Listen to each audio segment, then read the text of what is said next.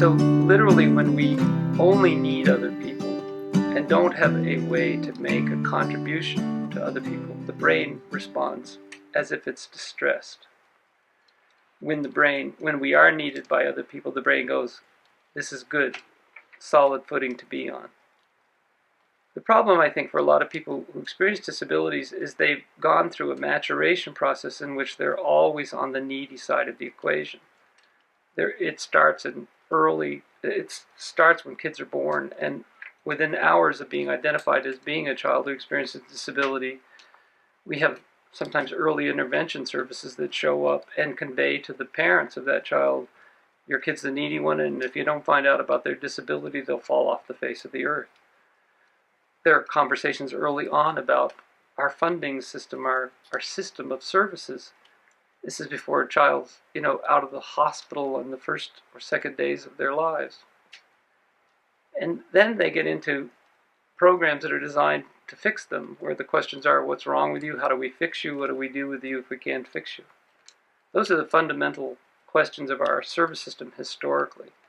They get into the education system, the special education system. It's the same set of questions. What's wrong with this kid? How do we fix this kid? What do we do with this kid if we can't fix them?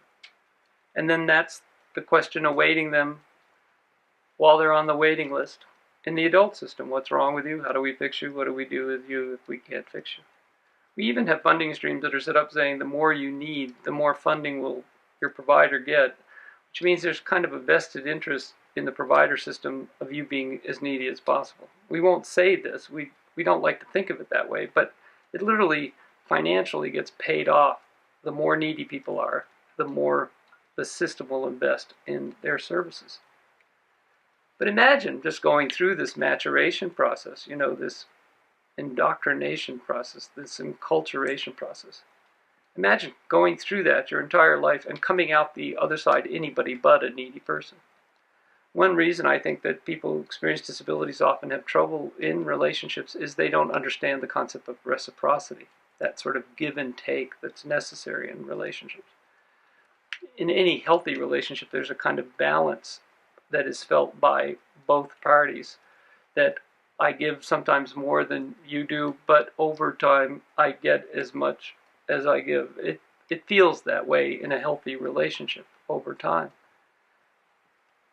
But imagine that you never learned about that. You never had any practice of that. And what you did learn was me being the needy one is how I show up. It's not a good formula for developing enduring relationships. What we all get in our enculturation process,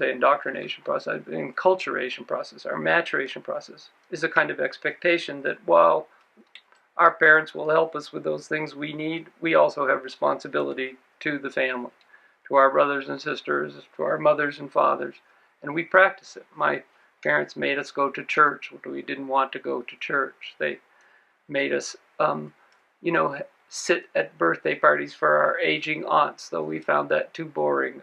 They taught us that we were to do chores around the house, have responsibility for things, and there wasn't any kind of thinking twice about it. It was an expectation. It's part of how I grew up, and it's part of what I think Cindy and I felt was the most important thing to teach our boys, is they are a part of something bigger than themselves. And we taught them through years, and we're proud of both of them as young men, a pattern where it isn't just about what they need, it's also about what other people need. The important thing is this pattern, this practice, it takes hundreds if not thousands of hours to do. It's not like kids just immediately understand it. They actually practice it through many, many years of development. The problem for people who experience disabilities isn't that their brains are incapable of understanding these things. It's that they've had so little practice. There's never been this expectation, this pattern followed.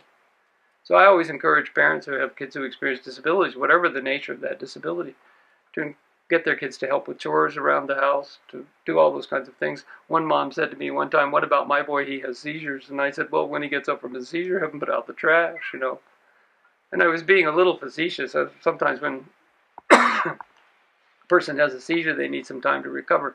But my basic point was, honey, you you experience the world differently than a lot of people do, and we're going to help you with that, but it does not let you off the hook of your obligation to be part of the pack and your responsibility. Your brain will like it if you actually are responsible to the pack. So for me, fundamental problem, maybe the only thing that is real about disability is that enculturation process. That is the most disabling thing that happens to a person, is that enculturation process.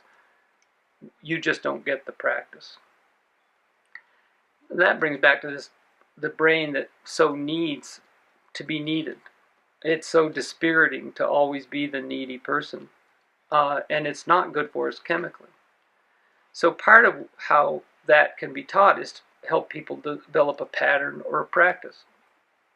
Starting early, the earlier the better. But if you haven't had any practice your whole life and you need to start it as an adult, it's never too late. The brain likes it at any stage, you might say, or at any part of your life. It rewards it with these chemicals, these enzymes that are good for you on the cellular level. They build immunity, some of these chemicals. It's just amazing how much good it does the body. But that practice, if you're taught by someone who you trust, can be enormously helpful in developing and sustaining relationships.